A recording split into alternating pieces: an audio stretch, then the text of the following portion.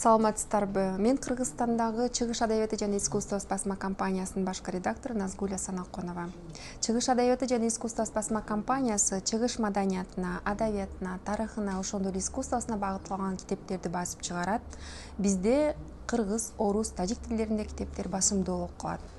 Кыргызстанда Кытайдын салттуу маданияты, заманбап маданияты тууралуу китептер жок десек болот.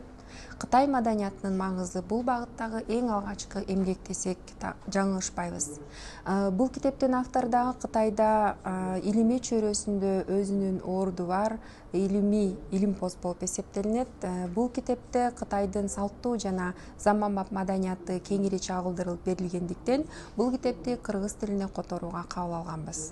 Эми которуу иштерин айта турган болсок, алгач котормо баштаардан мурун абдан чоң даярдыктарды көрдүк. Тагыраагы тажрыйбалуу котормочуну тандадык. Андан кийин котормочуга текстти берип, ал котормочу ал текст менен баштан аяк толук таанышып чыгып, бул жерде Кытайдын салттуу жана заманбап маданияты тууралуу абдан кеңири маалыматтар чагылдырылып берилгендигин баса белгилеп, ал өзү конфузчулук, даочулук, буддачылык, ошондой эле дин ишенимдер тууралуу бир топ макалаларды окуп, чоң даярдыктарды көрдү.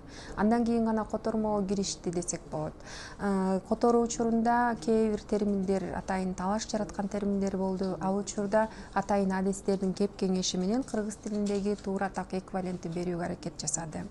Эми которуу процессинде албетте кыйынчылыктар болбой койгон жок. Тагыраагы бул китептин 3 бөлүмүндө байыркы Кытай тилинде тексттер берилгендиктен, аны азыркы Кытай тилине которуп, андан кийин гана кыргыз тилине которууга туура келди.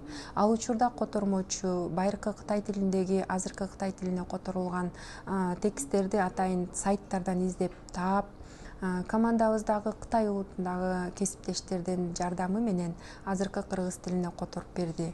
Ошондой эле бул китепти редакциялоо учурунда дагы редакторубуз абдан иргүү менен редакциялаганын баса белгилеп өттү.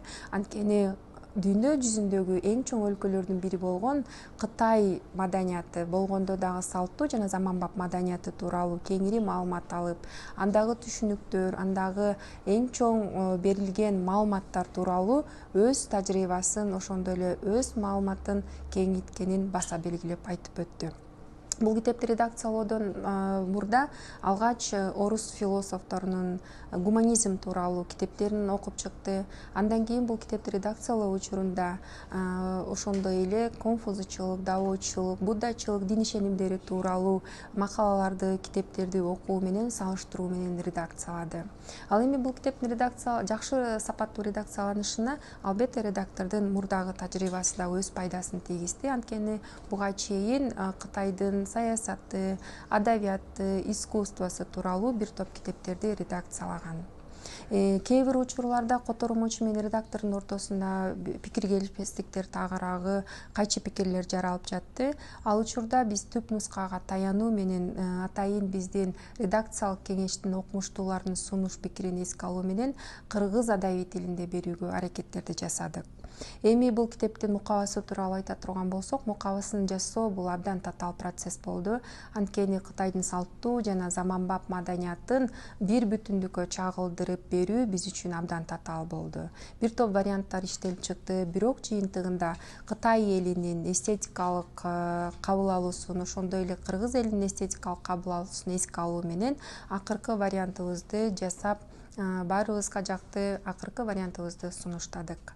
Бул китептеги эле Кытай маданиятынын маңызы тууралуу Кыргызстанда алгачкы ирет кыргыз тилинде басылып чыккандыктан, бул жалпы Кытай таануучулар үчүн, ошондой эле бул тармакка кызыккан адистер үчүн, окумуштуулар үчүн, жалпы эле окурмандар үчүн өзгөчө кызыктуу китеп болот деген терең ишенимдебиз.